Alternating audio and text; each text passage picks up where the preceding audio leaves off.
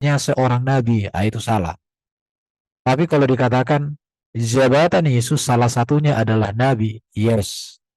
Tapi kalau disebut hanya sebagai nabi, itu ajaran ngaurisme, gitu ya. Dan ini perlu untuk diketahui. Oke, kita lihat bentar. Oke, kita melihat di dalam Ibrani pasal 1 ayat 1 sampai 4 ya. Setelah pada zaman dahulu Allah berulang kali dalam berbagai cara berbicara kepada nenek moyang kita dengan perantaraan nabi-nabi. Mulai dari zaman di dalam perjanjian lama itu. Bahwa Allah berbicara kepada umatnya melalui perantaraan nabi-nabi. Dan yang datang menjumpai para nabi itu adalah teofani firman, memra, davar Elohim, yang menampakkan diri sebagai malaikat, sebagai kadang dalam rupa malaikat, dalam sosok manusia, bahkan dalam bentuk sekina glory atau suara. Itu di dalam perjanjian lama. Namun pada zaman akhir ini, pada zaman akhir, ia telah berbicara kepada kita dengan perantaran anaknya. Dalam perjanjian lama itu teofani, dalam perjanjian baru dan sampai hari ini, teruslah Yesus itu anaknya, yaitu firman-Nya yang mengambil rupa manusia. Dan melalui Kristuslah Bapa menyatakan, ini nanti bisa dibaca di Yohanes pasal 1 ayat 18, bahwa Allah mewahyukan dirinya atau Kristus memperkenalkan, mewahyukan siapa Bapa itu kepada kita. Maka pada zaman akhir ini telah berbicara kepada kita dengan perantaran anaknya. Perhatikan di sini ada kata kita. Ada kata ini ya, iya. Iya siapa di sini? Allah atau Bapa. Ini menunjuk kepada ini. Jadi Allah berbicara kepada kita dengan perantaran anaknya. Siapakah anaknya? Itu sudah pasti Yesus. Yang telah ia di sini siapa? Bapa Allah. Tetapkan sebagai yang berhak menerima segala yang ada. Oleh dia di sini menunjuk siapa? Yesus. Ini ya. Allah telah menjadikan alam semesta. Artinya apa? Bahwa Allah menciptakan langit dan bumi melalui keilahian Kristus, melalui firman. Ia adalah cahaya kemuliaan Allah. Ialah cahaya kemuliaan Allah. Ia di sini siapa? Yesus. Ini anak. Yesus itulah cahaya kemuliaan Allah, gambar wujud Allah. Artinya bahwa Yesus menyatakan kemuliaan Allah kepada kita.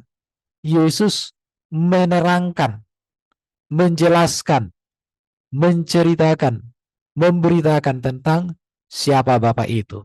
Maka Yesus katakan, siapa melihat aku melihat Bapa. Kenapa? Karena Yesus itu adalah cahaya kemuliaan Allah, gambar wujud Allah. Dan menopang segala yang ada dengan firman-Nya yang penuh kuasa.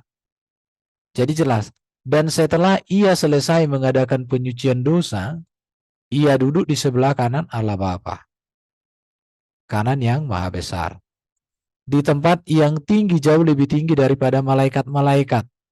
Sama seperti nama yang dikaruniakan kepadanya, jauh lebih indah daripada nama mereka. Jadi di sini kalau kita membaca di sini memang Yesus adalah datang diutus oleh Bapa.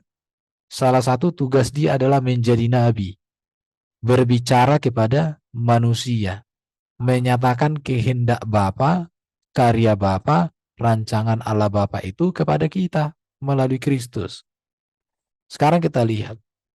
Bahkan kita melihat bahwa Yesus ini sebagai nabi, dialah penggenapan dan puncak nabi perjanjian lama, yaitu di dalam diri Tuhan Yesus. Contoh di dalam Ulangan 18 ayat 15 atau 18 dan seterusnya ya. Bahwa seluruh pewahyuan di dalam perjanjian lama itu berpuncak pada Yesus Kristus. Di situ ya. Segala nabi, tugas nabi di dalam perjanjian lama itu telah dirangkum dan dipenuhi di dalam diri Yesus secara sempurna. Mengapa? Sebab seluruh para nabi dalam perjanjian lama justru bernubuat atau memberitakan akan kedatangan Sang Mesias sebagai penebus dan itu Yesus Kristus. Bahkan semua para nabi dalam perjanjian lama dan semua umat percaya menantikan Mesias, berpengharapan kepada Mesias sepanjang hidup mereka. Jadi segala tugas kenabian telah terpenuhi di dalam diri Yesus secara sempurna. Mengapa? Sebab Tuhan Yesus tidak hanya memberitakan kebenaran, tetapi dirinya sendirilah kebenaran itu. Yohanes 14 ayat 6 ya. Jelas sekali. Jadi Yesus bukan hanya memberitakan kebenaran, tetapi dia sendiri adalah kebenaran. Dia sendiri. Yesus tidak hanya memberitakan surga, tetapi dia sendiri menjamin surga. Yesus tidak hanya memberitakan hidup kekal, tetapi dia sendirilah hidup kekal. Yesus tidak hanya memberitakan kemenangan, tapi dia sendirilah memberikan kemenangan. Yesus tidak hanya memberitakan keselamatan, tapi dia sendirilah keselamatan. Maka segala tugas kenabian itu sempurna di dalam Yesus Kristus. Jadi Yesus Nabi tidak hanya memberitakan firman Allah, tetapi ia sendiri adalah firman Allah yang sejak semula bersama dengan Allah. Bahkan dikatakan dia sendiri Allah. Ia sendiri Allah artinya apa? Dia adalah firman. Firman Allah di dalam diri Allah, sesuatu yang di dalam diri Allah tentu haruslah Allah. Jadi ketika Kristen mengatakan Yesus Allah karena dia adalah firman, bukan karena dia adalah Bapa itu sendiri. Itu kalau Bapa itu sendiri nanti beda lagi, akan mengakibatkan permasalahan. Jadi jangan alergi orang Kristen kalau orang mengatakan Yesus Nabi. Justru kita harus menegaskan kenabian Yesus itu seperti apa. Apa keutamaan Yesus sebagai Nabi dengan semua para Nabi sebelumnya. Jadi semua Nabi sebelum Yesus datang itu berpengharapan akan kedatangan Mesias. Itulah Yesus. Mereka memberitakan tentang Yesus. Mereka menanti-nantikan sosok Yesus ini. Tapi Nabi setelah Yesus, kalau hidupnya tidak sejalan dengan Yesus, ajarannya tidak sejalan dengan Yesus, maka itu pastikan nabi palsu. Jadi bagi orang Kristen sangat mudah untuk melihat sesuatu itu nabi palsu atau nabi yang benar.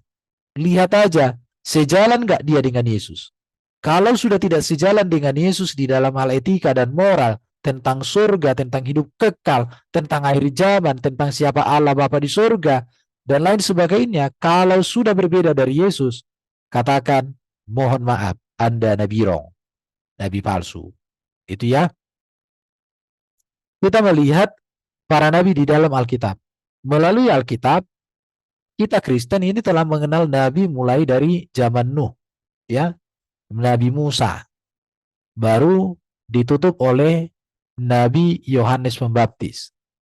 Yohanes Pembaptis merupakan seorang nabi penutup perjanjian lama dan sekaligus pembuka jalan bagi kedatangan Kristus, di mana Yesus ini menggenapi dan menyempurnakan seluruh ajaran dan nubuatan dalam perjanjian lama. Di situ ya. Jadi para nabi dalam Alkitab banyak. Nabi Yesaya, ada nabi besar, nabi kecil ya. Ada banyak nabi-nabi kita dan itu semua memiliki dampak hidup yang membawa pengaruh dan menyatakan kebenaran Tuhan secara ajaib. Di situ yang harus dipahami. Oke. Jadi melalui Alkitab itu seperti tadi katakan bahwa kita sudah mengenal nabi-nabi itu. Nabi-nabi kita di dalam Alkitab itu banyak sekali. Dan ajarannya itu berpuncak pada Yesus Kristus. Ini harus dicatat. Seluruh para nabi itu puncak ajarannya adalah berbicara tentang kedatangan Kristus. Baik itu kedatangan Kristus pertama dan juga kedatangan Kristus yang kedua. Sebab kedatangan Yesus yang pertama itu untuk memberikan keselamatan, pendamaian, pengampunan dosa, dan kehidupan yang kekal. Tetapi kedatangan Kristus yang kedua, dia datang untuk membangkitkan orang-orang saleh pilihannya untuk masuk surga dan menghukum iblis serta manusia-manusia yang tersesatkan oleh iblis di neraka. Jadi sangat jelas sekali iman Kristen ini. Seperti tadi saya katakan, Yesus sentral kenabian sepanjang masa. Para nabi perjanjian lama itu menantikan dan bernubuat tentang Mesias. Para nabi dan rasul itu menerima Yesus Kristus dan memberitakan Yesus Kristus sampai kedatangan Yesus yang kedua. Jadi Nabi PL, kemudian setelah nabi-nabi masuk zaman para rasul atau zaman gereja mula-mula. Yesus pusat pengajaran para nabi, Yesus pusat pengharapan, Yesus pusat kehidupan mereka, bahkan mereka membaktikan hidup mereka kepada Yesus Kristus. Itu para rasul. Ini para rasul ini. Ini para rasul ini pusatnya kepada Yesus. Mereka menerima Yesus. Kalau di sini menantikan Yesus ya. PL itu menantikan Yesus. Para perjanjian baru menerima Yesus. Para nabi PL itu bernubuat tentang Yesus. Tetapi perjanjian baru itu memberitakan tentang Yesus. Oleh karena itu mari kita memberitakan Injil. Sampai kedatangan Yesus yang kedua. Ya, kedatangan Yesus yang pertama itulah yang diberitakan di para nabi-nabi perjanjian lama. Tapi perjanjian baru sudah menerima kemudian memberitakan. Jadi kita harus memberitakan Injil. Beritakan Injil kepada teman satu kantormu, beritakan Injil teman satu kosmu, teman satu kampusmu, teman satu kerjamu, teman satu permainanmu, dan temanmu satu kampung, dan lain sebagainya. Beritakan Injil ya. Fakta tentang seorang nabi, ini harus diperhatikan ya. Allah berbicara langsung kepadanya. Jadi seorang nabi itu Allah langsung melalui teopani langsung kepadanya. Jadi tidak melulu hanya melalui malaikat toh, begitu banyak wahyu tapi malaikat toh, enggak gitu ya. Tapi Allah harus berbicara langsung. Kalau kita melihat di dalam Alkitab, Allah berbicara langsung melalui teopani kepada para nabi. Di situ ya. Baru Allah menyatakan diri kepadanya. Allah menyatakan diri. Para nabi di dalam perjanjian lama memiliki pengalaman rohani berjumpa dengan Allah atau berbicara dengan Allah dalam rupa atau dalam bentuk teopani itu. Baru Allah menyampaikan pesan kepadanya, kepada manusia melaluinya untuk kepentingan Allah. Perhatikan di sini. Untuk kepentingan Allah bagi manusia. Seorang nabi itu berbicara atas nama Allah untuk kepentingan Allah yang harus disampaikan kepada manusia. Yang di dalamnya ada tentang menegur, mengarahkan, termasuk memberikan janji nubuat atau berkat. Jadi di dalam perjanjian lama seorang para nabi itu tidak berbicara untuk kepentingan sendiri. Jadi tidak ada ibaratnya seorang nabi itu pengen dapat sesuatu, diturunkan ayat, enggak ada. Para nabi di dalam Alkitab itu semua berbicara tentang Allah dan manusia, Allah dan kerajaan Allah, Allah dan kekudusan Allah terhadap manusia. Itu yang selalu sampaikan. Jadi kalau ada nabi berbicara tentang hawa nafsu, berbicara tentang keduniawian, berbicara tentang kedagingan, mengurus hal itu jelas bukan nabi. Tetapi di dalam Alkitab dengan jelas katakan bahwa Allah berbicara langsung kepadanya. Kita melihat Tuhan berbicara kepada Musa, Tuhan berbicara kepada Yesaya, Tuhan berbicara kepada Samuel, Tuhan berbicara kepada Yeremia, Tuhan berbicara kepada Daniel, dan lain sebagainya melalui cara-cara yang ajaib, melalui hikmat yang luar biasa. Jadi bukan melalui malaikat toh, bukan begitu ya.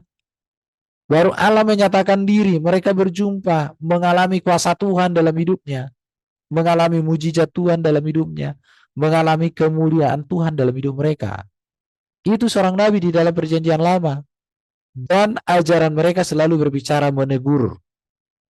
Ketika orang hidup dalam dosa atau melenceng dari kebenaran, Tuhan hadir melalui para nabinya untuk menyatakan teguran. Kemudian diarahkan. Bahkan diberikan janji, nubuatan, diberikan berkat. Baru seorang nabi itu juga harus diurapi Tuhan. Diurapi oleh kuasa Roh Kudus. Jangan sampai diurapi oleh hawa nafsu. Jangan sampai diurapi oleh kedagingan ya. Tapi seorang nabi itu diurapi oleh Tuhan. Yesus sebagai seorang nabi diurapi melalui pembaptisan. Roh Kudus dinyatakan hadir kepada Kristus. Baru seorang nabi itu mewakili Tuhan kepada manusia. Jadi itu semua kepentingan Tuhan. Tidak berbicara kepentingan diri sendiri. Seperti yang disampaikan. Ibaratnya saya suka kepada sesuatu, turun ayat. Gak ada kayak gitu di dalam Alkitab. Tetapi Tuhan melihat bahwa manusia itu butuh teguran, utus para nabi. Tuhan melihat bahwa manusia itu butuh dikuatkan imannya, Tuhan berbicara kepada nabi. Tuhan melihat bahwa mereka itu sudah melenceng dari jalan. Tuhan mengingatkan mereka supaya kembali kepada jalan kebenaran. Ia berbicara atas kepentingan Tuhan, tidak untuk diri sendiri. Ini para nabi ya. Dan ini semua sempurna ada pada Yesus. Karena Yesus berbicara tentang kehendak Bapa. Makanya banyak sekali Yesus mengatakan, aku melakukan kehendak Bapa aku diutus oleh Bapa aku dan semuanya ya. Itu sangat luar biasa. Sekarang kita masuk kepada pengertian Nabi juga. Supaya lebih dalam kita memahami tentang Nabi ini. Nabi itu seorang manusia yang memperoleh wahyu dari Tuhan tentang misi Tuhan bagi manusia dan bagi dunia. Itu seorang Nabi. Berikut, pemimpin umat yang dipanggil Allah untuk memperingatkan agar tidak menyimpang dari perintah-perintah Allah, teguran. Dan yang ketiga, Nabi itu juga diartikan sebagai orang yang bernubuat tentang apa yang akan terjadi pada masa yang jauh ke depan. Jadi ada nubuatan. Dan kemudian itu harus tergenapi. Baru Nabi itu seorang yang diberikan Allah kuasa untuk mengadakan mujizat atau tanda-tanda heran. Ini kriteria seorang Nabi yang layak dan harus diikuti. Dan ini terpenuhi kriteria ini kepada Kristus Yesus. Bahkan Yesus Nabi di atas segala Nabi. Bukan hanya Tuhan di atas segala Tuhan. Bukan hanya Tuhan di atas bukan hanya Raja di atas segala Raja. Tetapi dia adalah Nabi juga di atas segala Nabi. Kita melihat ini pengertian. Sekarang apakah pengertian ini tepat dengan Yesus? Mari kita lihat. Yang pertama, seorang Nabi itu adalah seorang manusia yang memperoleh wahyu dari Tuhan tentang misinya. Kita melihat di dalam Alkitab, Yesus manusia sempurna tidak berdosa. Yesus mengajarkan pesan surgawi. Yesus katakan apa? Ajaranku tidak berasal dari diriku sendiri, tetapi dari Dia yang telah mengutus aku. Sangat terpenuhi. Dia juga menyatakan bahwa ia berbicara tentang hal-hal sebagaimana diajarkan oleh Bapakku, oleh Bapa kepadanya. Bahkan dikatakan Yohanes 17:8, segala firman, segala rema yang kau sampaikan kepadaku telah kusampaikan kepada mereka, dan mereka menerimanya. Mereka tahu benar-benar bahwa aku datang daripadamu, dan mereka percaya bahwa engkaulah yang telah mengutus aku. Dengan demikian Yesus jelas memenuhi peran Nabi sebagaimana dia adalah juru bicara Allah. Allah sendiri, Bapa di surga, mengakui dengan sebuah deklarasi bahwa Allah berkenan kepada Yesus sebagai anak yang dikasihi, yang tentu ini melampaui seorang nabi. Ketika Yesus dibaptis, Bapa di surga mendeklarasikan, inilah anakku yang kukasihi, kepadanya aku berkenan. Itu yang harus dipahami teman-teman ya. Kemudian Yesus sempurna untuk kriteria seorang nabi, perhatikan ya. Yang kedua, pemimpin umat yang dipanggil Allah untuk memperingatkan mereka agar tidak menyimpang dari perintah-perintah Allah. Kita melihat di dalam Alkitab, Perjanjian Baru, khususnya kitab Injil, bahwa ajaran Yesus sempurna untuk hal etika dan moral. Sampai saat ini dan selamanya tidak ada ajaran yang bisa dibandingkan atau disandingkan dengan Yesus. Itu harus dipahami teman-teman ya. Tidak ada ajaran yang bisa disandingkan atau dibandingkan dengan Yesus. Itu harus kita ketahui dengan baik dan benar supaya kita mengerti tentang keagungan dan kebesaran Kristus ini. Salah satu ajaran Yesus tentang etika dan moral yang sempurna dapat dilihat dalam Matius 5 sampai Matius pasal 7 yang sering dikenal sebagai khotbah Yesus di bukit. Tetapi keseluruhan kitab Injil itu berbicara tentang kesempurnaan ajaran Yesus. Itu berbicara bahwa Yesus seorang nabi yang berbicara atas nama Allah Bapa di surga dan menyatakan kuasa Allah Bapa itu juga. Namun seluruh catatan Rasul tentang Yesus dalam kitab Injil sangat luar biasa dan mengagumkan. Ini harus dipahami. Yang ketiga kita lihat, dikatakan pengertian Nabi itu seorang yang bernubuat apa yang akan terjadi pada masa yang jauh ke depan. Kalau kita berbicara tentang Yesus, Yesus menubuatkan masa depan kita. Masa depan ketika dia mengatakan kepada murid-muridnya bahwa ia harus pergi ke Yerusalem dan menanggung banyak penderitaan dari pihak tua-tua, imam-imam, kepala dan ahli Taurat, lalu dibunuh dan dibangkitkan pada hari ketiga. Nubuat ini dicatat sebagai nubuat yang digenapi di dalam keempat kitab Injil.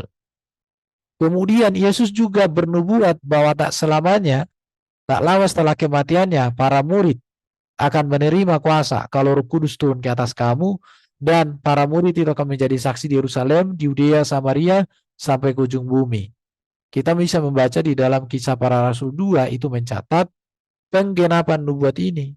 Para rasul menerima Roh Kudus, dikatakan di situ ya, dan berbicara dalam bahasa-bahasa lain yang tidak mereka ketahui, dan itu untuk kepentingan pemberitaan Injil, jelas. Jadi apa yang Yesus katakan tentang dirinya, apa yang Yesus katakan tentang murid-muridnya, itu tergenapi. Bukti bahwa Yesus seorang nabi. Perkataannya benar. Seorang nabi kalau bernubuat tidak tergenapi itu bukan nabi. Seorang nabi nubuatannya jelas. Baru kemudian Yesus juga mengajarkan berbagai nubuat yang akan terjadi menjelang akhir zaman. Hal ini terlihat di dalam khotbah Yesus tentang akhir zaman dalam kitab Matius 24, 25, dan juga di dalam Injil Markus dan Lukas. Bisa dilihat nanti di dalam ayat-ayat yang paralel ya. Di situ sangat terlihat dengan baik sekali tentang bahwa Yesus sebagai seorang nabi karena dia bernubuat, nubuatnya itu tergenapi, terpenuhi, dan dialami dan disaksikan oleh manusia.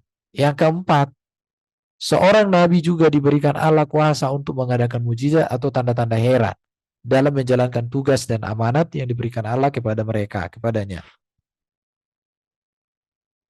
Di dalam keempat kitab Injil, kalau kita baca kitab Injil itu merupakan catatan-catatan mujizat-mujizat Yesus. Penyembuhan, ya, ada banyak penyembuhan. Baik yang buta melihat, tuli mendengar, bisu berbicara, lumpuh berjalan, apalagi tuli mendengar, mati dihidupkan, sakit disembuhkan, kerasukan setan diusir, dipulihkan, menghentikan badai, mengubah air jadi anggur, mata uang dalam mulut ikan, dan berbagai hal lainnya. Dan karya puncak terbesar adalah penebusan dan keselamatan yang dijaminkan oleh Yesus melalui kematian, kebangkitan, kemuliaan, dan dia naik ke surga menyediakan tempat untuk kita. Dan kalau kita membaca di dalam Injil Yohanes, dikatakan bahwa apa yang dicatatkan di dalam kitab Injil itu sudah cukup untuk membuktikan keperkasaan kemesiasan Yesus. Tetapi sejatinya masih sangat banyak mujizat-mujizat yang dikerjakan oleh Yesus, tetapi tidak dicatatkan oleh para rasul. Karena ketika para rasul menulis kitab Injil itu, sudah cukup dengan tulisan-tulisan mujizat yang dikerjakan Yesus itu, membuktikan bahwa Yesus Mesias, bahwa Yesus anak Allah, bahwa Yesus juru selamat, bahwa Yesus nabi yang utama di atas segala para nabi, dan dialah penggenapan atau pengharapan para nabi dalam semasa perjanjian lama. Di situ ya. Baru kalau kita berkata seorang nabi di dalam Alkitab, perhatikan ya, jabatan nabi digunakan di dalam Injil ketika orang sedang berbicara tentang Yesus. Apa bukti-bukti bahwa Yesus sebagai seorang nabi? Kita lihat ayat ini. Contoh Matius 21 ayat 10 sampai 11. Jadi kalau kita katakan Yesus sebagai seorang nabi itu tidak bertentangan dengan Alkitab. Dan itu sesuai dengan iman Kristen. Yang tidak sesuai itu ketika mengatakan Yesus hanya seorang nabi. Kalau orang mengatakan Yesus hanya seorang nabi itu jelas salah. Tetapi kalau dikatakan Yesus seorang nabi, dia adalah nabi Allah yang maha tinggi, nabi yang sempurna, jelas. Dikatakan di sini Matius 21 ayat 10-11. Dan ketika ia masuk ke Yerusalem, gemparlah seluruh kota itu dan seorang berkata, "Siapakah orang ini?" Dan orang banyak itu menyahut, "Inilah nabi Yesus dari Nazaret di Galilea." Jadi orang banyak mengakui. Kemudian Lukas 7, 15-16. Semua orang itu ketakutan dan mereka memuliakan Allah sambil berkata, "Seorang nabi besar telah muncul di tengah-tengah kita dan Allah telah melawat umatnya." Maka tersiarlah kabar tentang Yesus di seluruh dia dan di seluruh daerah sekitarnya. Jelas. Jadi orang banyak ketika melihat betapa agung sosok Yesus yang mulia ini sebagai nabi yang menyatakan, bahkan dikatakan seorang nabi besar telah muncul di tengah-tengah kita. Kemudian Yohanes 4 ayat 19, kata perempuan itu kepadanya, "Tuhan, nyata sekarang padaku bahwa engkau adalah seorang nabi." Ini dikatakan oleh seorang perempuan ketika Yesus berada di satu sumur di tengah hari. Dan akhirnya pun perempuan ini menjadi bertobat dan pemberita Injil. Sehingga banyak orang percaya kepada Yesus. Sehingga orang-orang percaya itu mengatakan, "Sekarang aku percaya bukan lagi karena kamu, tetapi karena kami sendiri telah melihat dan mendengarnya." Kemudian Markus pasal 6 ayat 4. Maka Yesus berkata kepada mereka, seorang nabi dihormati di mana-mana kecuali di tempat asalnya, di antara kaum keluarganya dan di rumahnya. Artinya Yesus mengakui dirinya sebagai seorang nabi. Jadi pengakuan-pengakuan itu sudah cukup membuktikan ya. Coba kita melihat Yesus nabi yang lebih besar dari semua nabi. Di mana dikatakan bahwa Yohanes Pembaptis sebagai penutup para nabi perjanjian lama, di mana Yohanes Pembaptis ini juga seorang nabi yang sangat besar dan dihormati pada masanya oleh para bangsa Israel. Tetapi dia sendiri mengatakan Yesus lebih besar daripadanya. Ini terbaca di dalam Matius 11 ayat 7 sampai 11 dikatakan begini. Yesus berbicara kepada orang banyak itu tentang Yohanes. Untuk apa kamu pergi ke padang gurun melihat bulu yang digoyahkan angin kian kemari? Atau untuk apa kamu pergi melihat orang yang berpakaian halus? Orang yang berpakaian halus itu di tempat di istana raja. Jadi untuk apa kamu pergi melihat nabi? Benar, aku berkata kepadamu, bahkan lebih daripada nabi. Jadi kalaupun Yesus dikatakan nabi, yes, tetapi tetap Yesus lebih daripada nabi. Kenapa? Karena tentang dia ada tertulis, lihat, aku menyuruh utusanku mendahului engkau. Ia akan mempersiapkan jalanmu di hadapanmu. Aku berkata kepadamu, sesungguhnya di antara mereka yang dilahirkan oleh perempuan, tidak pernah tampil seorang yang lebih besar daripada Yohanes Pembaptis. Namun yang terkecil dalam kerajaan surga lebih besar daripadanya. Luar biasa. Jadi Bapak Ibu yang dikasihi Tuhan, membicarakan tentang Yesus sebagai nabi, itu sesuatu hal yang luar biasa, satu hal yang sangat mulia dan mengagumkan. Apa perbedaan kenabian Yesus dengan para nabi lain? Ini perlu ya untuk dipahami kita, supaya pengertian kita tentang kenabian Yesus ini menjadi baik. Yesus sebagai nabi, yang pertama dia diutus dulu oleh Allah, firman diutus menjadi manusia, kemudian dikandung, dilahirkan. Kemudian Yesus mengajar dan bermujizat. Yesus mati, bangkit, mulia, naik ke surga, dan akan datang di akhir zaman menjadi raja segala raja, hakim yang adil. Ini Yesus, keutamaannya, dan masih banyak lain. Sedangkan para nabi secara umum, yang secara umum itu dilahirkan dulu. Setelah dilahirkan dipanggil dan diutus, mengajar, bermujizat, baru mati dan menantikan kebangkitan sampai di sini. Jadi keutamaan Yesus sudah terlihat sebagai seorang nabi. Kenabian Yesus itu lebih terlihat. Apalagi kalau seorang nabi dilahirkan, kemudian dia pemanggilannya pun tidak jelas, baru dia bukannya mengajar tapi hanya menyampaikan, ya menyampaikan, tidak bermujizat lagi, mati tidak bangkit dan tidak pasti bangkit. Ini selamat tinggal kalau kayak gini ya. Kalau kayak gini. Kalau tidak, kalau dilahirkan, dipanggil, diutus, mengajar, bermujizat, menantikan kebangkitan secara pasti, oke.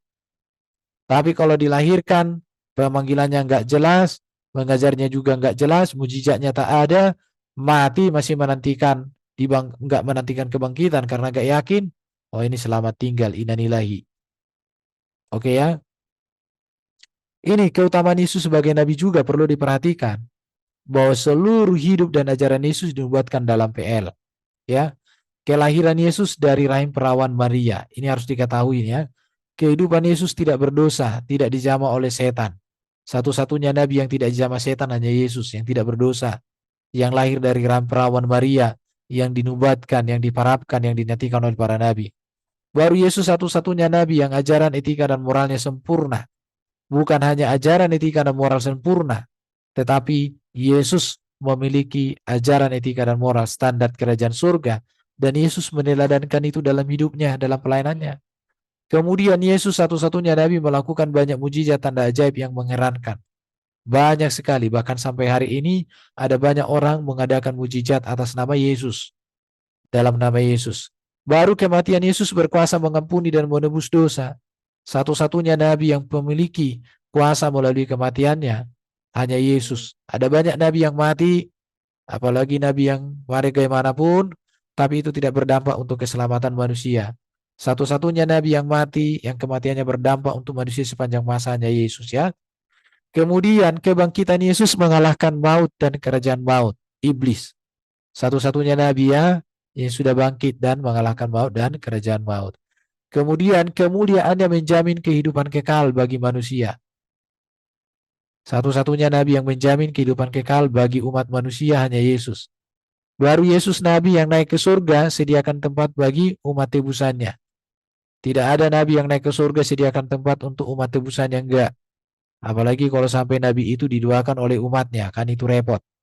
Ya, Yesus nabi yang akan datang di akhir zaman. Dia menjadi raja segala raja dan hakim yang adil. Jelas.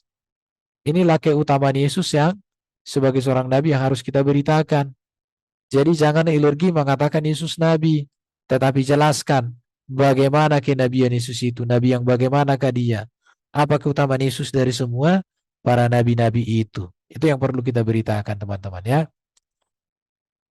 Yesus dalam para nabi dalam perjanjian lama, di dalam PL itu menantikan Yesus itu mulai dari zaman Adam ya, menantikan kedatangan Mesias sampai kepada zaman Yohanes Pembaptis.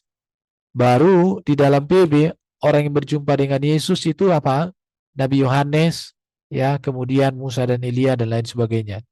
Jadi Yesus dan para nabi dalam Alkitab, semua para nabi bahkan Musa dan Elia itu justru menegaskan bahwa Yesus Mesias yang kenabiannya kenabian yang datang dari surga, yang sempurna, yang kudus. Oke? Nubuat kenabian Yesus dalam perjanjian lama bisa kita lihat di dalam Ulangan 18 ayat 18.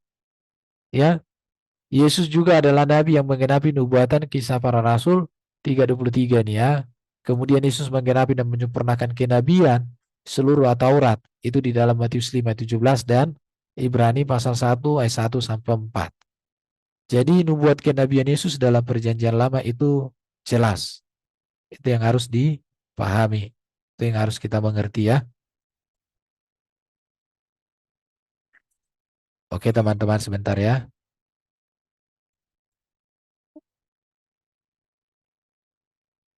Oke, sebentar ya. Oke, sekarang penutup ya. Yesus diakui Alkitab dan gereja memiliki jabatan dan tugas sebagai seorang nabi, namun kenabian Yesus unggul atas semua manusia. Itu yang harus dipahami. Sebab Yesus menggenapi dan menyempurnakan para nabi. Kesempurnaan kenabian Yesus terletak pada beberapa hal. Yang pertama, ia nabi yang datang dari surga sebab ia adalah firman yang menjadi manusia, dan Yesus mengatakan aku datang dan keluar dari Bapa. Ya, yang berikut, ia nabi yang sempurna sebab ia tidak berdosa dan berkuasa ampuni dosa. Yesus satu-satunya nabi yang tidak berdosa dan berkuasa ampuni dosa. Ia nabi yang memberikan pengajaran etika dan moral serta menjadi teladan etika dan moral yang sempurna. Ia nabi yang mengadakan mujizat dan juga memberitakan janji tentang kedatangannya di akhir zaman.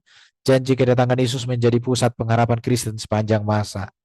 Ini menjadi penutup yang bisa saya sampaikan dari apa yang kita bicarakan tentang kenabian Yesus. Kembali kepada moderator, kita akan diskusi untuk menambah dan memperdalam apa yang kita bicarakan. Terima kasih.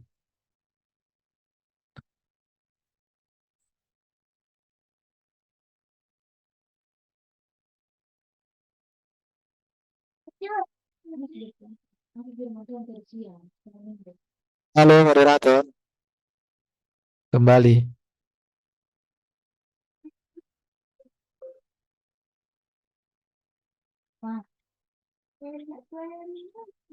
Bukan itu pasti ada ceritanya, cerita tentang apa? Bu Ana kemana ini Pak? Iya, Monitor kemana? halo. Oh, tidak ada. Bentar Pak ya. Ya, bentar ya Pak. Dia terpental nggak? Coba kita buka unmute-nya. Mungkin dia Coba Ibu. Masih ada Ibu Yani di masih tempatnya? ada, iya. Iya. Dilanjutkan aja Mas Link kali. Oke, iya. Baik Pak Erben, terima kasih untuk jabaran materinya Iya, yang luar biasa ini. Iya, sorry. silakan Bu Ana. Sinyal saya Ya. tadi agak Oh iya. kurang bagus. Iya. Jadi Oke, silakan. kedengeran. Baik, sorry ya. Terima kasih Pak Erben buat materinya, jelas banget ya bahwa memang orang Kristen harus mengerti apa itu Yesus Nabi atau utusan Allah. Baik, sebelum kita masuk ke sesi diskusi, kita akan membacakan itu apa channel-channel yang menyiarkan pembelajaran kita pada malam hari ini. Silakan Ibu Aling, saya minta Ya, kesediaannya. baik. Ya, baik Ibu Ana. Saya akan membacakan nama-nama channel yang relay ke YouTube, yaitu channel Sema Adonai, channel Erben, channel Ferdinand Wardana, channel Batu Karang, channel Ana Canta, channel Antara, channel King Alexander, channel Nebu Ali, dan channel Abi Ismail. Nah, kepada Bapak Ibu yang terkasih dalam Kristus, bagi yang belum mensubscribe channel kami, tolong bantu kami untuk mensubscribe-nya, men-share dan like, agar pelayanan kami semakin lebih maksimal lagi ke depannya. Ya, baik, terima kasih Bapak Ibu yang terkasih dalam Kristus, dikembalikan kepada Tuhan. Ya, terima kasih Bu Aling buat kesediaannya. Baik, kita akan masuk ke sesi diskusi ya, tanya jawab atau diskusi. Silakan yang mau bertanya, barangkali masih bingung ya, apakah Yesus itu nabi atau bagaimana? Karena orang Kristen kalau nggak mau belajar biasanya bingung, kan seperti itu, ya kan? Karena kadang-kadang mereka mendengar tetapi nggak ngerti jelasinnya seperti apa. Nah, pada malam hari ini kan Pak Erben sudah menjelaskan secara detail. Jadi saya juga berharap kita semua dapat ya pelajaran pada malam hari ini dari Pak Erben. Tapi bagi yang belum jelas boleh tanya. Silakan bertanya. Atau masih bingung atau mau diskusi. Ini kita masih dikasih kesempatan. Penjabaran Pak Erben udah jelas banget ya. Pak, kalau enggak, ya shalom malam Pak. Kalau enggak saya mau menambahkan. Ya, Pak, dulu shalom. kan sebenarnya Yesus itu ketika dia menjadi nabi, dia kan banyak mengadakan mujizat ya Pak. Nah, dengan Iya, betul. perbuatannya. Tapi saya ingat ada satu ayat di Alkitab yang Yesus mengatakan kepada orang-orang Farisi ya Pak, orang Farisi gitu, yang dia mengatakan kalau kamu tidak percaya kepada aku, percayalah pada pekerjaan yang aku lakukan, karena itu berasal dari Allah. Ya, seperti itu ya Pak Erben, pernah ada ayatnya kan. Nah, berarti orang-orang Saduki, orang Farisi itu pada zaman dulu berarti keras hati banget ya Pak. Padahal jelas ya, itu sebagai nabi itu dia melakukan banyak mujizat ya Pak dalam pekerjaannya ya, dalam pelayanan. Betul. Nah, yang saya mau nanyakan nih Pak Erben, ketika zaman Yesus itu nabi itu memang cuma satu ya, Tuhan Yesus doang ya di perjanjian baru Pak. Yohanes Pembaptis lah nabi pembuka dan penutup. Kenapa? Karena memang jarak Maliaki dengan Matius itu kan ada 400 tahun masa gelap gereja, namanya itu masa gelap. Jadi selama 400 tahun itu tidak ada nabi di Israel. Tidak ada nabi. Makanya Maliaki dengan Matius itu jadi masa gelap namanya itu.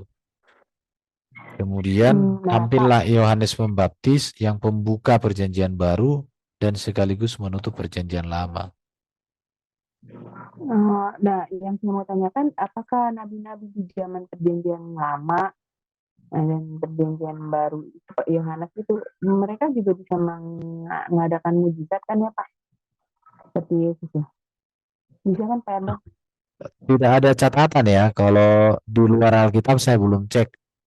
Tapi yang pasti Yesus lah yang melakukan banyak mujizat, yang kemudian mujizat itu, kuasa itu diberikan kepada murid-murid. Termasuk ketika Yesus mengutus murid-murid itu kan juga mengadakan mujizat. Iya, semua betul ya. Jadi, murid-murid yang diutus itu mengadakan mujizat. Iya, setelah perjanjian di zaman perjanjian baru ya Pak. Nah, baru murid-murid Yesus itu mereka bisa mengadakan mujizat ya Pak Erben. Iya. Seperti itu kan, karena juga turun Roh Kudus ya pada diri mereka. Apalagi ketika Yesus naik ke surga. Oh, jadi catatan di zaman perjanjian lama mengenai nabi itu nggak ada ya Pak. Apakah mereka bisa mengadakan mujizat atau tidak? Tidak ada ya Pak Erben. penjelasannya di Alkitab. Tidak, kalau di Alkitab nggak ada catatan ya, nggak ada. Oh, oh, iya, oke. Terima kasih Pak Erben. Makanya saya Oke, jadi mengerti gitu kenapa Yesus oke, mengatakan begitu pada orang Saduki ya kan Pak, orang Farisi, bahwa kalau kamu tidak percaya pada aku, tapi percayalah pada pekerjaan-pekerjaan yang aku lakukan, yang adalah datangnya dari iya, Allah. Iya, terima kasih Pak Erben untuk oke, penjelasannya. oke. Ini teman-teman saya tambahkan dikit ya. Ini kelanjutan minggu lalu itu ya tentang Yesus utusan. Saya temukan ada sekitar 44 ayat ya, di mana Yesus ditegaskan sebagai utusan Bapa. Jadi ini menegaskan memang bahwa kita tidak boleh alergi terhadap Yesus sebagai utusan Allah. Dan kalau kita paham tentang Tritunggal, Maha Kudus, kita akan sangat mudah mengerti, memahami ini. Tapi kalau orang menolak Tritunggal, maka ayat-ayat ini akan menjadi rancu. Contoh, ketika kita mengatakan Yesus adalah Bapa itu sendiri, maka otomatis ayat 44 ayat ini menjadi gugur. Ini masih sedikit ayat ya. Kalau 44 ayat ini sudah gugur, maka ya orang itu harus bertobat. Nah itu, jadi Yesus memang nabi yang utama di atas semua para nabi. Oke, silakan dilanjut kalau masih ada. Iya, baik. Artinya gini ya Pak, tadi yang ditanya dengan Bu Aling itu murid-muridnya Yesus ya yang dikasih kuasa, bukan berarti mereka dikasih kuasa dan artinya mereka dikatakan nabi, itu bukan ya Pak ya. Bukan, Jadi bukan. mereka adalah murid dari Yesus, ya. Para murid Yesus itu disebut rasul. Iya, iya, iya. Jadi kalau Jadi mereka nabi itu nabi yang Tuhan langsung berbicara kepada orangnya, saya belum temukan dalam perjanjian baru. Tetapi kalau karunia kenabian, masih ada karunianya ya. iya betul. Jadi artinya murid-murid Yesus itu ya Pak ya, yang dia dapat karunia ya, eh, dapat karunia dari Allah. Nah, yang tadi barusan juga Bapak jelaskan tentang Yesus adalah utusan. Sebenarnya tadi saya juga sempat baca di Yohanes 17 ayat 8, itu juga sangat jelas banget ya Pak ya. Jadi kalau mereka menolak itu, wah luar biasa. Kayaknya, aduh sangat disayangkan. Makanya memang harus banyak belajar ya Pak. Maksudnya banyak baca Alkitab karena supaya kita itu jangan sampai tersesat. Karena orang yang mengaku bahwa Yesus itu adalah Bapa itu sendiri, itu memang banyak ayat juga ya Pak ya. Mereka juga banyak ayat ya Pak ya. Yang kalau Eh itu coba kita cek ya. Yang sering kali kan ini ya, Yohanes. Kita coba lihat ya, kitab Yohanes saja deh. Kita kasih contoh untuk teman-teman kita kadang terlalu semangat untuk belajar, tapi kadang salah dalam menempatkan semangatnya. iya betul Pak. Iya, Nah itu. Alkitab Betul. Mm-mm. ya terlalu semangat saya katakan. Tapi ya nggak apa-apalah. Terus semua orang akan mempertanggungjawabkannya toh. Mana ini ya, aku buka Iya betul. Alkitab. Tar dulu, tar. Tapi saya juga sempat hampir loh Pak Oh tergoda. iya. Waduh. Goyah ya, Gara-gara itu, goyah iya, gimana? gara-gara yang apa? Ada ayatnya. Namamu yang kau berikan kepadaku. Nah, itu gara-gara ayat itu loh. Wah, saya sempat tergoda itu, Pak. Dari Oke. Iya. Jadi kalau Yesus Bapa itu sendiri, ayat-ayat yang mengatakan Yesus Nabi harus ditipeks. Nah itu toh. iya. Ini contoh ya. Ayat yang biasa teman-teman gunakan kan di sini. Yohanes 14 ya. Ayat ini. Bentar ya. Yohanes 14 ayat 9. Ya, ini kan. Saya bikin coretan ya. Ini. Ini. Telah sekian lama. Ini. Telah sekian lama aku bersama-sama kamu Filipus, namun engkau tidak mengenal aku. Barang siapa telah melihat aku, kata melihat, ia telah melihat Bapa. Bagaimana kamu berkata tunjukkan Bapa itu kepadaku?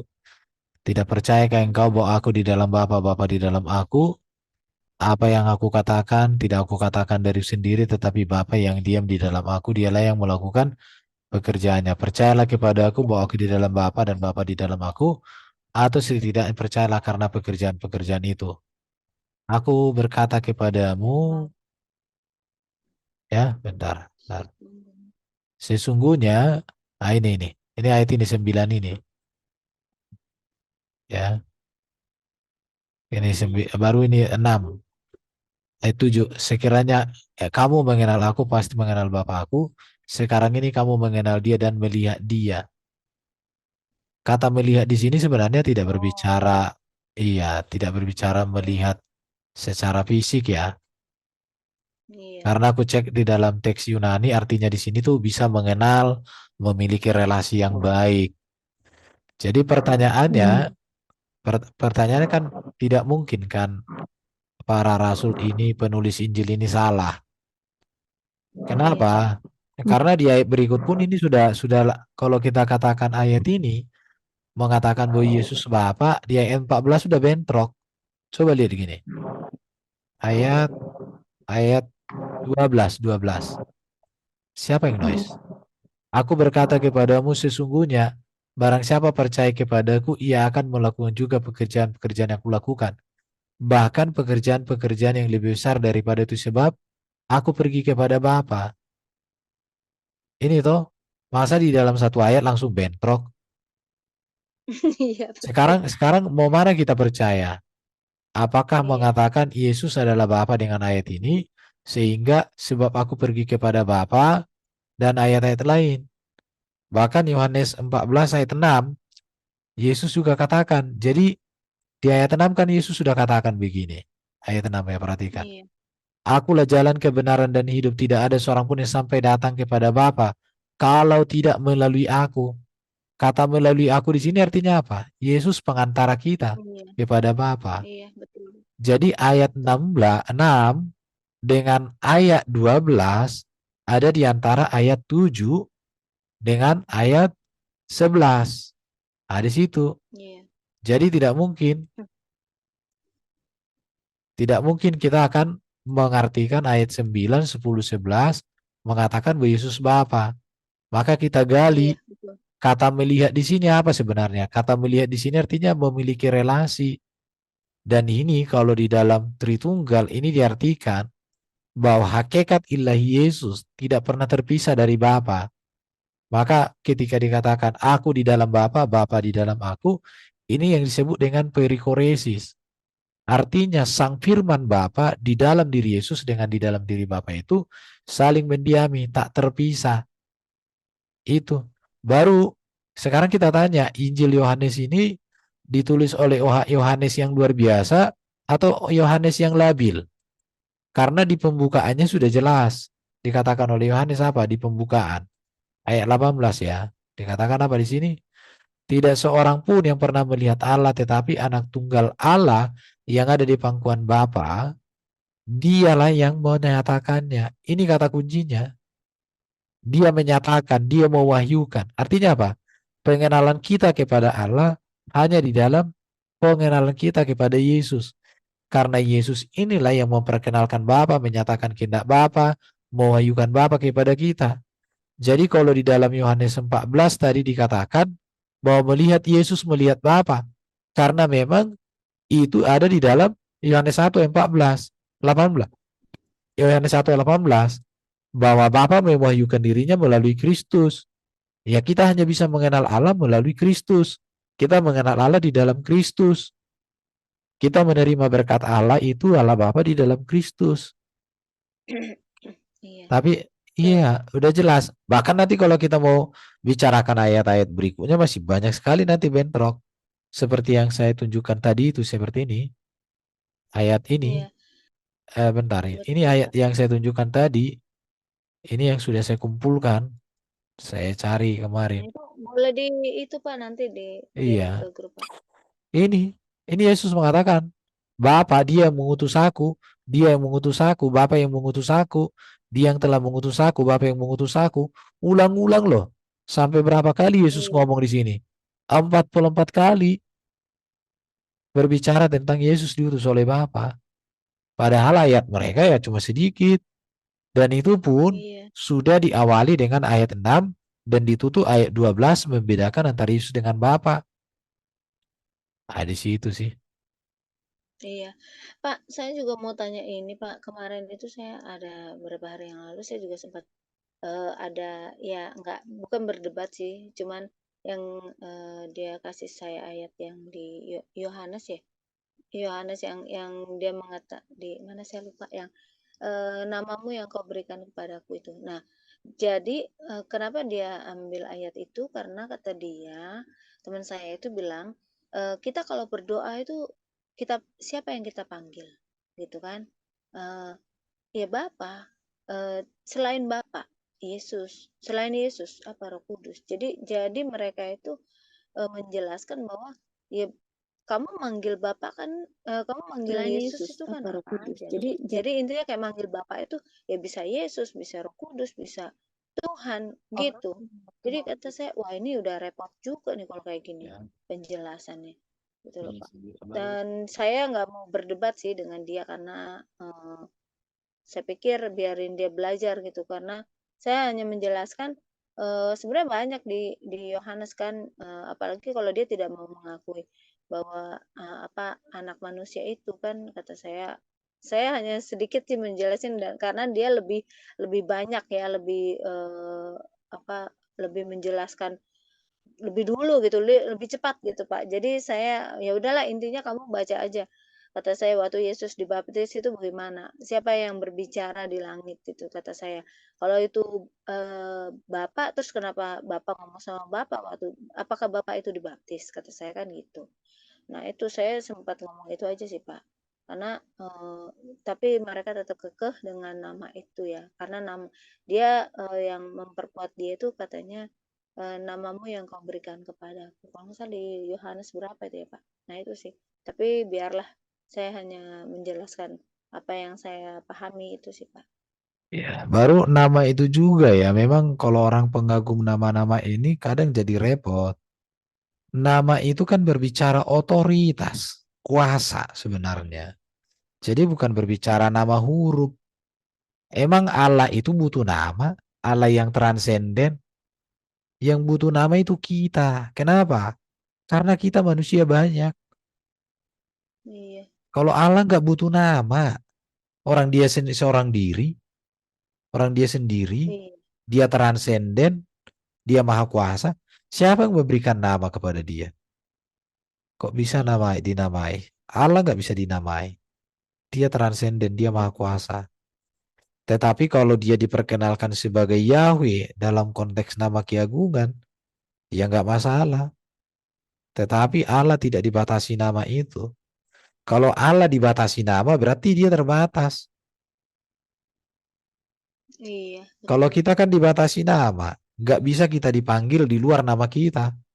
Nggak bisa. Iya, Kalau kita dipanggil di luar nama kita, kenapa? Karena kita terbatas.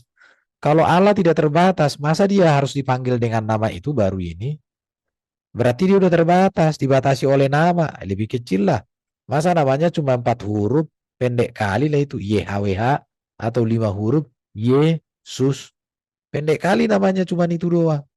Berarti nama Allah itu cuma 5, pendek banget. Lebih panjang nama aku. iya. Iya, Iya, mereka itu Pak, di Yohanes 17 ayat 12 itu ya Pak ya, kalau nggak salah. Nah iya itu, ada. mereka itu yang bikin mereka kekeh ya bahwa Bapa itu ya Yesus itu sendiri. Karena eh, selama aku bersama mereka, aku memelihara mereka dalam namamu. Nah itu kan, yaitu namamu yang telah engkau berikan kepadaku. Nah ini nggak jelas itu ya Pak, kalau kayak gitu ya. Iya, nama itu bukan berbicara huruf itu, berbicara otoritas, kuasa, wibawa. Jadi memang Bapa, maka dikatakan oleh Yesus di dalam Matius 28:18 kan, kepada aku Iya. telah diberikan segala kuasa di surga di bumi. Tidak dikatakan kepada aku telah diberikan nama. Memang di tempat lain ada di Filipi, nama di atas segala nama. Baru di dalam Kisah Rasul 4 ayat 2, 4 ayat 12. Selain di dalam nama Yesus Kristus, tapi nama di situ itu bukan berbicara huruf. Nama itu berbicara tentang otoritas, wibawa. Jadi bukan nama huruf itu. Betul. Sangat disayangkan ya Pak ya. Tapi ya kita susah juga sih menjelaskan orang kayak gitu. Iya, Saya kalau bicara nama itu Yesus namanya Bapa itu berarti udah rendah kali lah kita buat Bapa di surga itu. Kita panggil-panggil terus Yesus. Bahkan nama Yesus itu saya katakan itu niru-niru. Karena di sebelum Yesus lahir pun sudah ada bernama Yesus. Yosua kan itu kan Yesua. Bahasa Ibrani Yesus kan Yesua. iya Yosua itu betul. ada di zaman Musa. Berarti nama Yesus itu tiruan. Nggak original lagi. Kan lucu-lucu nanti kita. Iya. Yesus Sangat Barabas. disayangkan. Iya sangat disayangkan kalau namanya itu nama sang pencipta itu Yesus. Ya banyak bernama Yesus di zaman itu. Sama kayak sekarang di Indonesia banyak bernama Muhammad. Iya sekarang banyak juga orang bernama Yesus di apa di Amerika Latin. Iya. Banyak Pak pemain sepak Waduh. bola ada Pak yang namanya Yesus. Betul.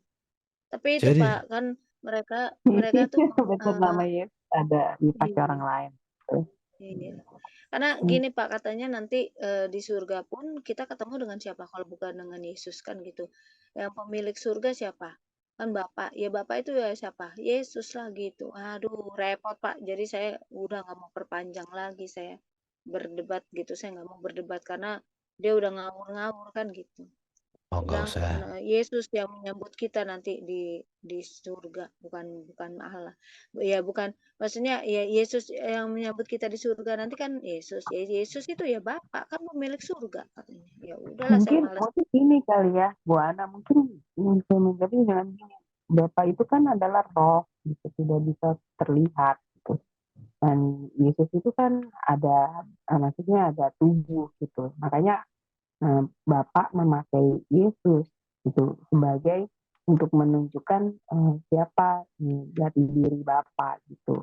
Mungkin begitu ya Pak Erwin penjelasannya. Bukan kalimatnya mungkin bukan Enggak, Bapa ini yang memakai Yesus ya, tapi lebih tepat iya, itu Bapa mengutus firman-Nya menjadi manusia supaya Hmm. melalui kemanusiaan sang firman Bapa Hmm. menyatakan segala karya dan kehendaknya kepada manusia. Bapa Oh. menebus, Bapa menyelamatkan Hmm. kita itu. Jadi kalau memakai seolah-olah hanya alat nanti.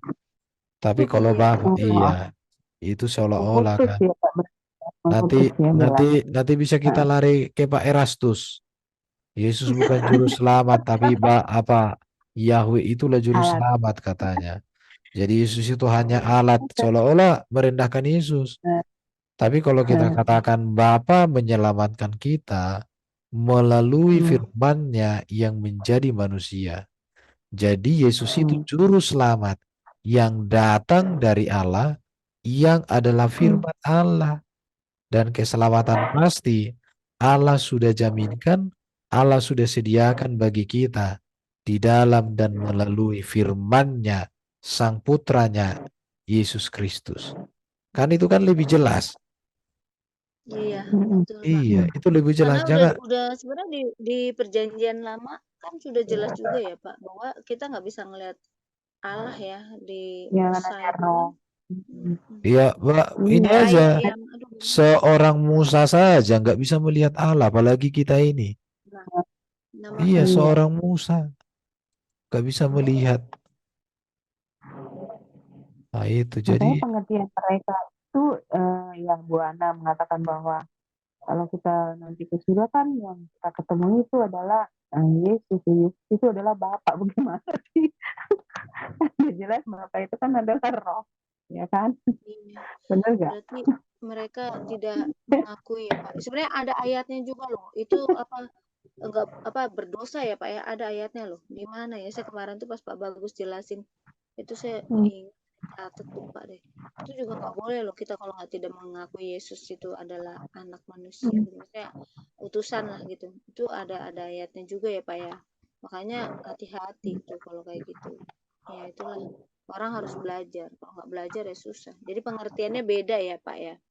Iya, betul, betul. Pengertiannya beda. Oke, oke, Ya, oke. baik. Ini siapa yang mau bertanya? Bagus sekali nih. Yesus itu nabi, nabi yang diurapi. Wah, ini luar biasa. Enggak ada yang mau bertanya atau Bu Eri mana ini Bu Eri? Biasanya bertanya ini. Kalau nggak ada Kalau bukan Bu bertanya, Eri, berarti udah bisa, udah Aku, cukup lah. Udah, Bi, nggak apa-apa. ya, Biar aku pergi ke TikTok. ada dulu Perben minggu depan apa nih Pak? Materinya Ah. Yesus adalah rabi, rabi ya Pak, guru. Oh, oh ada Yesus. ini Pak Kodek. Ini mau bertanya Pak, silakan. Puji Tuhan. Iya, Bro Kodek mau bertanya, silakan, Waduh, silakan. terima kasih. silakan. Silakan Bro. Sorry tadi telepon. Wah, ternyata lama juga ngobrol. Waduh, kesempatan mau bertanya. Boleh nih bertanya Pak Erben? Iya, bro. Kenapa, bro? Ya, pertanyaannya gini Pak. Pak, Yesus mengenali, tadi kan judulnya Yesus mengenali Yesus sebagai Nabi. nabi. Ah. Dan kalau konteksnya di masyarakat di mana Yesus berada, apakah memang benar-benar masyarakat itu tahu Yesus ini lahir sebagai nabi dan mereka kenal, "Wah, itu benar tuh Nabi Yesus dan keluarga Nabi." Ini gimana Pak Erwin? Sebenarnya kan kalau kita memahami makna Mesias, salah satu kan makna Mesias itu kan di dalamnya Nabi. Karena Mesias itu kan yang diurapi. Yang diurapi itu menuju kepada 3 jabatan, yaitu Raja, Nabi, dan Imam. Hanya itu yang diurapi. Jadi ketika orang Yahudi memahami bahwa Mesias akan datang, Yesus Mesias, maka sudah pasti Yesus Raja, Imam, dan Nabi itu sudah pasti. Bahkan orang-orang di zaman Yesus juga mengakui kenabian Yesus, dan Yesus sendiri juga mengakui Yesus sebagai Nabi. Di situ. Jadi tidak ada masalah, cuman yang harus ditekankan jangan hanya dikatakan Yesus itu cuma seorang nabi, itu yang salah. Karena jabatan Yesus kan di dalam Alkitab banyak. Nabi, raja, imam, guru, rabi, tabib, gembala, Mesias, anak Allah, anak manusia, hamba Allah juga ada Yesus. Hamba. Jadi banyak sekali, bro.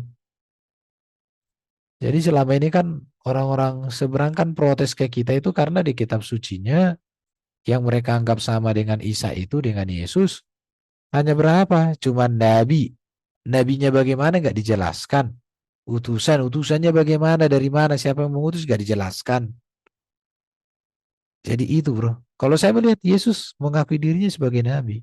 Kan ada tadi ayat-ayatnya itu yang sudah kita baca tadi itu. Gitu aja, bro.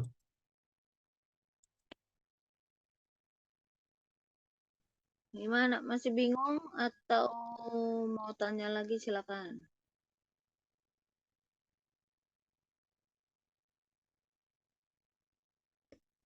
Wah, kemana nih? Monica. Sinyalnya enggak. Sinyalnya kali.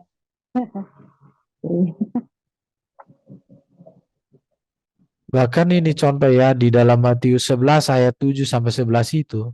Melihat Nabi benar, aku berkata kepadamu bahkan lebih daripada Nabi. Jadi Yesus Nabi, tetapi dia Nabi yang lebih daripada Nabi. Kemudian nanti kita lihat itu di dalam Matius 21 ayat 10-11. Inilah Nabi Yesus dari Nazaret di Galilea. Baru Lukas 7 ayat 15-16, seorang Nabi besar telah muncul di tengah-tengah kita. Yohanes 4 ayat 9, engkau seorang Nabi. Baru Markus 6 ayat 4, seorang Nabi dihormati di mana-mana kecuali di tempat asalnya. Itu pengakuan Yesus. Seorang Nabi itu maksudnya menunjuk pada dirinya. Yohanes 4 ayat 19 itu ketika Yesus berbicara dengan perempuan Samaria itu. Ketika orang mengatakan engkau seorang nabi, Yesus nggak membantah, tapi Yesus menerima. Itu bukti-bukti bahwa Yesus nabi, jadi tidak ada persoalan. Tapi jangan dibuat hanya nabi ya. Kalau hanya nabi itu nggak cocok, itu nggak beres, itu salah itu. Oh, ini Pak RW. Agak berkaitan mungkin. Kalau di masa itu berarti ada golongan nabi, atau memang ada tempat di mana mereka seperti belajar menjadi nabi atau maksudnya sekolah gitulah, kalau kayak sekarang kan Nabi apa ada zaman. nabi itu nggak belajar, bro. Yang belajar itu rabi.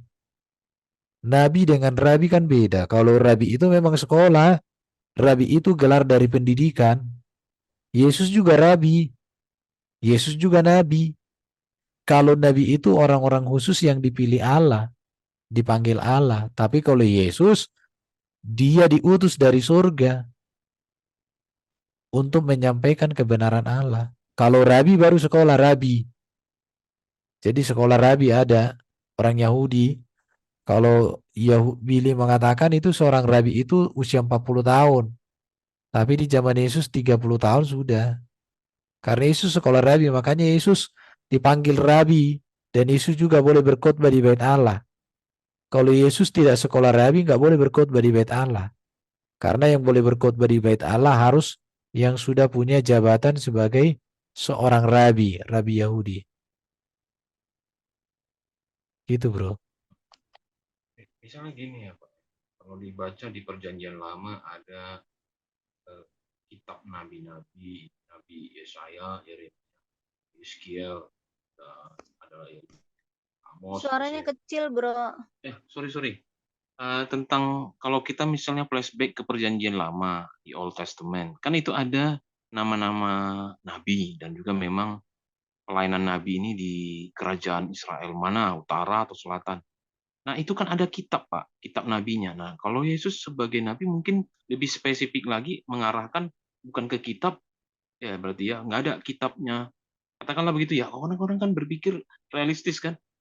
Zaman dulu, Perjanjian Lama, zaman kerajaan itu ada loh kitab nabi ini. Nah, jadi ada yang Gini, bro. menulis. Nah, itu Jadi kenapa? gini, kalau Nabi Yesaya kan dia menulis kitab dan dia mendapatkan wahyu langsung dari Allah, ya toh, melalui teofani itu. Tetapi kalau Yesus dia kan firman itu sendiri yang menjadi manusia. Jadi Yesus itu menyatakan dirinya itulah sebagai wahyu. Jadi kalau di Perjanjian Lama wahyu itu dihadirkan kepada para nabi melalui penglihatan, melalui suara, melalui penyataan kemuliaan. Tapi di Perjanjian Baru wahyu itu hadir dalam rupa manusia Yesus itu. Kemudian Yesus itulah yang dituliskan oleh para rasul. Di situ. Jadi bukan letaknya kepada kitab. Karena pewahyuan itu kan bukan tentang kitab. Pewahyuan itu berbicara tentang Allah hadir. Allah hadir di dalam realitas sejarah yang dituliskan. Kalau Yesus dia tidak menuliskan kitab. Kenapa? Karena dia terangkat ke surga. Penulisan kitab itu dilakukan oleh murid-murid. Kalau para nabi, mereka harus menuliskan itu. Kenapa? Karena kalau mereka naik ke surga, kalau mereka mati, ya harus ada dituliskan. Di situ perbedaannya. Kalau para nabi itu mereka menuliskan dan tulisan itu disebarkan. Kalau Yesus dia sendiri yang datang menyebarkan ajaran itu, mengajarkan. Bisa diterima nggak, bro? Ya, berarti ada nabi di Perjanjian Lama dan ada juga nabi di Perjanjian Baru. Oke. Yohanes Pembaptis kan nabi. Bisa terima. Yohanes Itu tuh aku. Iya, Yohanes Pembaptis kan nabi. Nabi Ini kalau Yohanes. Yohanes juga punya status kenabian yang sama dengan Yesus atau berbeda nih, Pak Erwin? Kan tadi kan ada ayatnya kan bahwa Yohanes mengatakan Yesus itu lebih besar daripada dia. Bahkan ketika Yohanes Pembaptis hendak membaptis Yesus, Apa yang dikatakan oleh Yohanes? Akulah yang harus kamu baptis. Tapi Yesus katakan, lakukanlah supaya genap yang tertulis. Bahkan Yohanes Pembaptis mengatakan, membuka tali kasutnya pun aku tidak layak. Maka dikatakan di situ kan lebih besar daripada seorang nabi. Jadi Yesus mengakui nabi, tetapi dia bukan nabi biasa seperti para nabi. Kalau para nabi kan itu mendapatkan wahyu dari Allah. Tapi kalau Yesus, dialah wahyu itu sendiri.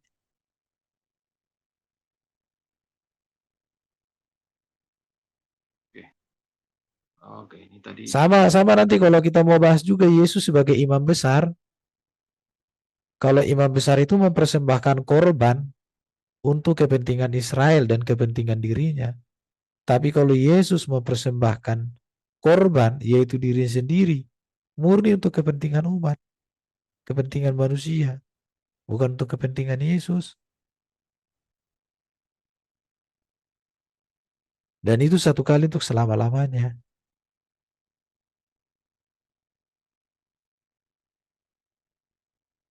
oke. Gini Pak Erwin juga ya, karena ini forum kita diskusi, ya memang kalau Bapa mengutus firman-Nya, kalau disejajarkan apakah seperti itu Elohim mengutus nabi-nabinya? Enggak, beda. Beda ya? Beda itu. Bapa mengutus firman menjadi manusia. Jadi gelar kemanusiaan Yesus itu kan Mesias. Mesias itu yang diurapi, udah pasti raja, imam, dan nabi. Jadi yang diutus firman menjadi manusia. Kepada manusia Yesus itulah diberikan segala kehendak dan karya Allah itu. Sehingga dia menjadi nabi, menjadi guru, menjadi rabi juga, guru, menjadi tabib, menjadi gelarnya anak Allah sebagai firman, anak manusia sebagai hamba, sebagai hakim, sebagai raja segala raja. Jadi jangan kita mengatakan Allah mengutus raja, bukan. Allah mengutus firman menjadi manusia untuk menyatakan seluruh kehendak Allah. Kehendak Allah jadi Yesus itu. Kan Ibrani pasal 1 tadi kan udah kita bahas. Kalau dulu Tuhan berbicara kepada kita melalui para nabi, tapi sekarang dia berbicara kepada kita melalui anaknya. Jadi penutup para nabi ya Yesus, yang menggenapi para nabi Yesus.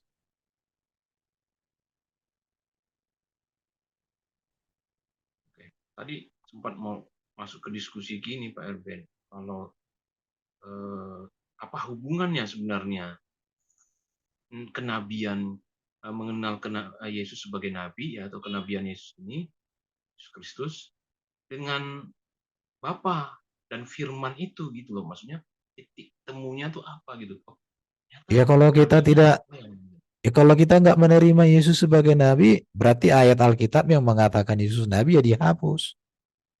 Artinya penulis Alkitab itu pembohong. Bahkan Yesus pun mengakui seorang nabi di apa? Lebih apa ditolak di kampung halaman sendiri. Yesus lah yang ngomong itu ketika dirinya ditolak, seorang nabi dihargai. Itu menunjuk bahwa Yesus mengidentifikasi dirinya sebagai seorang nabi. Jadi kalau kita menolak Yesus sebagai nabi, berarti Yesus berbohong. Para penulis Alkitab berbohong. Bahkan Allah pun menjadi pembohong. Kenapa? Karena Mesias itu haruslah dia seorang raja, seorang imam, dan seorang nabi. Nabi itu artinya apa? Menyatakan penyambung lidah Allah kepada kita. Kan Yesus kan berfungsi menyambung lidah Allah. Karena Yesus mengajarkan seluruh kehendak Allah. Maka Yesus katakan apa yang kuajarkan bukan dari diriku sendiri tetapi dari Bapa. Itu berbicara kenabian. Kan tadi udah dibahas itu arti nabi itu apa? Apakah terpenuhi kepada Yesus? Terpenuhi. iya ya sudah tadi sudah dengar. Kan ada ayat-ayatnya itu.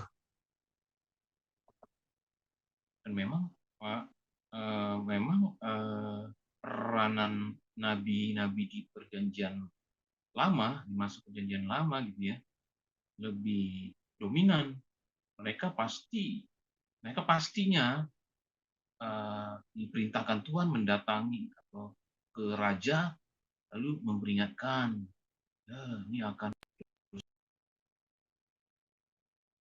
Kalau di perjanjian lama kan pemerintahan raja kan ada. Di zaman Yesus mana ada lagi raja Israel. Orang Israel udah dikuasai Romawi. Makanya Yesus itu berhadapan dengan ahli Taurat orang Farisi. Kenapa? Karena waktu itu orang ahli Taurat dan orang Farisi yang paling banyak berperan di dalam bidang keagamaan. Kalau kita baca itu teguran Yesus sama orang Farisi itu kan keras. Celakalah engkau ahli Taurat orang Farisi. Engkau bagaikan kuburan di lumur putih. Di luar kelihatan baik, di dalam tulang belulang. Kan keras itu. Bahkan Yesus katakan, nah engkau ketuluran ular beludak. Oh Yohanes itu. Siapa engkau mengatakan kau dapat mengelepaskan diri dari murka Allah? Bertobatlah, kan keras-keras mereka berbicara. Cuma kan konteksnya beda. Kalau di zaman Yesus nggak ada Raja Israel. Orang mereka sebagai jajahan.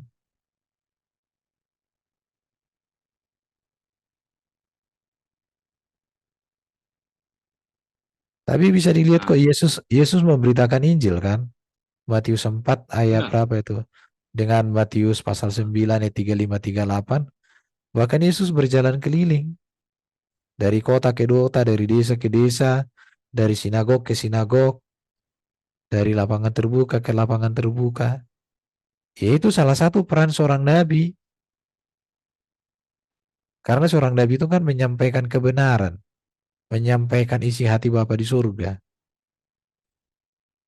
Makanya saya bilang tadi kita harus menerima Yesus sebagai nabi, tapi jangan ada kata hanya. Kalau hanya nabi itu RT 6. Tapi kalau kekristenan menerima Yesus sebagai nabi, tetapi masih ada gelar-gelar lain, menerima Yesus anak Allah, menerima Yesus anak manusia, menerima Yesus Tuhan, menerima Yesus juru selamat. Jadi kayak Alkitab itu menjelaskan Yesus.